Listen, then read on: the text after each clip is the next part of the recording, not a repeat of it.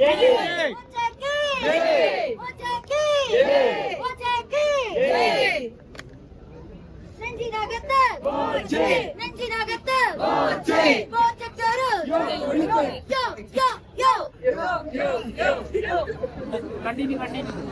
മനഃപൂർവ്വം ചെയ്തിട്ടില്ല, ഇത് മനഃപൂർവ്വം ചെയ്തതാണ്. ബോച്ചയെ മനഃപൂർവ്വം ചെയ്തതാണിത്.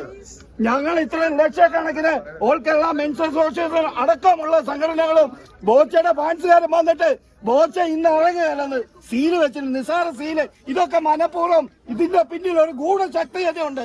അതാരാണെന്ന് കണ്ടുപിടിച്ചാൽ മതിയാവൂ.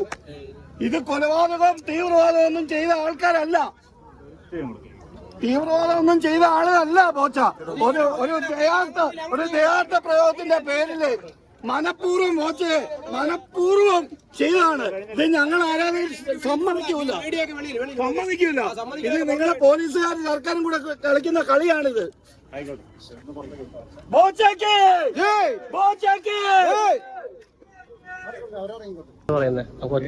പ്രശ്നമാക്കാത്ത രീതിയിൽ സംസാരിക്കാം.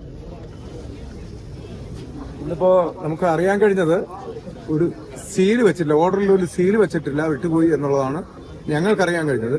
അത് കഴിഞ്ഞ് സീൽ വെക്കാൻ വേണ്ടിയിട്ട് പേപ്പർ തിരിച്ചു കൊണ്ടുപോയി. അപ്പോൾ അവിടെ ഓഫീസ് ടൈം കഴിഞ്ഞു എന്നാണ് പറയുന്നത് കോടതി. അപ്പൊ അതുകൊണ്ട് ഇന്ന് റീസ് ഉണ്ടാവില്ല എന്നുള്ളതാണ് ഇപ്പോൾ അറിയാൻ കഴിഞ്ഞത്. ഖേദകരമാണ്. മനഃപൂർവ്വം അങ്ങനെയുണ്ടെങ്കിൽ മനഃപൂർവ്വം എന്തൊക്കെയോ ഒരു കളി നടക്കുന്നു എന്നുള്ളതാണ് നമുക്ക് മനസ്സിലാക്കാൻ കഴിയുന്നത്. ഇനിയിപ്പോ എന്നായിരിക്കും റിലീസ് വരുന്നത്? നാളെ ഉണ്ടാവും. നാളെ 10 മണി കഴിഞ്ഞ സമയം